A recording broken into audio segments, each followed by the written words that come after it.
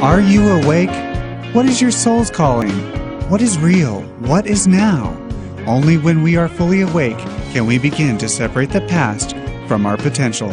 Awareness is the key, and Dr. Gudal Kaba's interpathic process creates this awareness. Doctors have come from distant cities just to see. Hello, I'm David Trudrung, CEO of Energy Talk Radio, and today we'll be interviewing a powerful and amazing person. You may know Dr. Gudal Kaba from her international radio show here on Energy Talk Radio, Are You Awake?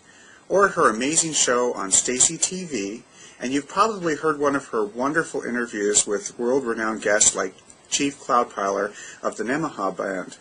But today we're going to get to know Dr. Gudal Kaba on a deeper level and learn about her amazing journey that has made her such a powerful healer and loving and insightful teacher. Not only that, we're also going to experience a powerful and healing meditation as well, so stay tuned for that later in the show. Dr. Gudal Kaba is a psychologist, a naturopath, and a medicine woman. She was mentored and apprenticed by great Tibetan Chinese healers, shamans, and healers from many different systems. She studied TCM, Tibetan medicine, acupuncture, herbology, naturopathy, and shamanic studies, as well as meditation, yoga, qigong, chakra energy and balancing, esoteric healing, and of course many different Western systems of healing. You can learn more about her and even schedule an appointment or an interview on one of her shows with Dr. Kaba by visiting interpathicprocess.com. She's joining us today from her studios in Ohio, and I'd like to extend a very heartfelt welcome to Dr. Gudal Kaba. Hello. Hello, David. It's so bizarre to be on this end of the show again. We first started when you interviewed me a couple of years ago. Wow, we've kind of come full circle. This is exciting. I know. It is very exciting. I was on your show, Monkey Minds, at the time. and that has been a very fun process. It was, and then I laughed about limitation, and I had my own show, and life has been a whirlwind for me since then, and I love doing the shows on Energy Talk Radio, and as well, Stacy TV and other places I've been interviewed, but this has a special feeling for me. I love that it's the beginning of the new year as we come full circle. Yeah, this is really exciting, and you know, I've had the opportunity to experience healings from you and to witness other people having wonderful transformation in their lives with your help, and yet I feel like we really haven't had a chance to share with the audience about you and about your journey. And I was wondering if maybe we could kind of start off by sort of getting an understanding about what is your definition of healing. Oh, that's always the toughest question. It's actually so broad, but you know, as the theory and the application of interpathic process has developed over the last 15 years, Ken Davis and myself, my partner who helped work on this project with me, healing has become for us the very foundation of the work, and our definition of that is the healing of the soul. The belief being that our soul, our psyche, our subconscious, whatever word you're most comfortable with, some people are most comfortable with the visceral, sensational body experience, all of which is the same we can get into later. But we believe that the soul, that part of our being, always pulls us to healing, healing being clarity, removing of the clutter of this lifetime, if you believe in karma, releasing anything unfinished from beyond in the past, and connecting that with more and more consciousness.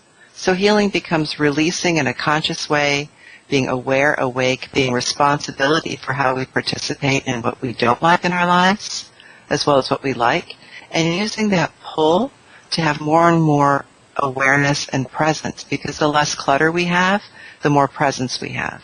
When we're present and when we're able to participate in the now, we're younger, we're more vital, we're well, we're clear. We know which direction we need to go in. We don't ask others what we need to do. We don't turn over our power because our inner wisdom speaks very clearly to us. So healing is that soul healing journey of listening to what our soul wants next from us so it can unwrap, unwind, and release what binds us, the daily stressors that hold us. So that each and every step we make, we take it with our inner wisdom. So it's always the right thing. We always act in the best right way for us. And with that, we can pull towards us wonderful, wonderful things. So it's like the key to manifesting as well. So that's a broad answer to a little question. You can No. ask away about that as much as you want to because it's big. The funny thing is, for me, like in the experience of even just hearing you describe it, it felt healing just in the way that you described it to me. I mean, that's a topic that we discuss a lot on Energy Talk Radio, because we're all trying to heal on so many different levels, and I really appreciate the way that you describe it. Just even in that itself feels healing. Well, thank you, because often people, depending on where we are, healing is I need to get rid of the headache. Yeah. Right? Or healing is I've had chronic something, which is so pervasive right now. All of the chronic illnesses from cancer, MS, to chronic fatigue, fibromyalgia, Crohn's, migraines, hormonal issues, malaise, fatigue. The list is almost endless anymore. So for many of us, healing is I need to get rid of this. For many of us, healing is I can't be in the same pattern and cycle of relationships or the same pattern and cycle around money, or I don't like where I live. And sometimes it's all of those things, and healing becomes I just want it to be different. I want more power and control. I don't want to be trapped. And all of those things I just listed are the very symptoms of not listening to our soul, not listening to where that pull can take us. Yeah, and I love you have such compassion just in your voice alone. I think is one of the reasons why I loved working with you on doing this medium of radio. Because a lot of what you do is from a distance, and I'm wondering if you can kind of describe to us a little bit about what you believe the role of a healer is, and how that can be done from a distance as well. That's a great question. You and I have talked about this piece I have such a pet peeve and bias about role of healer and being called healer. It's become such a word, a trendy word, that everybody and anybody's calling themselves a healer, yet anybody and everybody can be a healer. It's an interesting twist. But in its most simplest form, I think a healer is anyone that has an open heart and can follow the wisdom to help another on their journey. My pet peeve and my bias, as you know, is doing that without permission. Doing that without permission, to believe that just because I can make change, I should make change. And that's a big one, because the very premise of our work has been given to Ken and myself through various channels. We both have been mused, if you will. We both have had spirit guides. Much of our work has been given to us through meditation, through channeling. And of course, much has been scholarly. I have 2 PhDs, he does, so there's all that scholarly effort. But mostly what we've been given, if you will, is the very essence that we are responsible. And in the highest good of our soul, taking something away isn't always the best answer, because there's something about swimming in the muck that awakens something.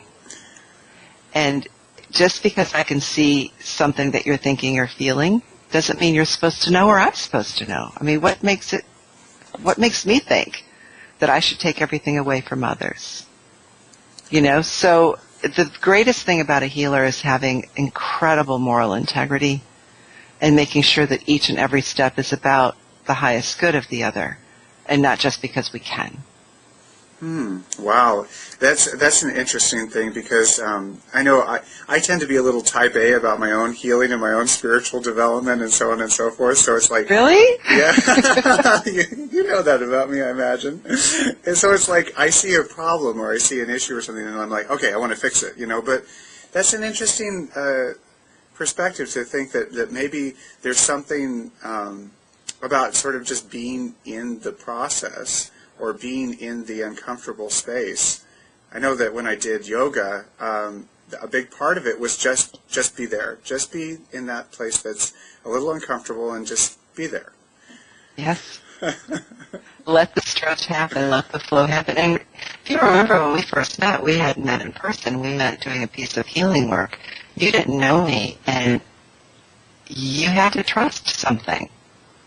You had to trust that where you were being led, all that miserable, uncomfortable place, if you remember, somehow you had to trust that. And then coming out of the other side, of course, is so joyous. But you did. And, there's nothing wrong with wanting to get rid of something. I mean, I'm just as guilty, if you will, if we want to use that word. We're human beings. We don't want discomfort. We want joy and bliss, and yet we can't seem to make our minds shut up long enough to let us have that. So it's not that we don't want to get rid of it. It's more like, I really am uncomfortable with this thing about myself, and I want it to be different. In the work that I do, then we step back, and it's like, okay, is it in my highest good right now for this to just be gone, or is there a path to help me that will lead me to this being gone?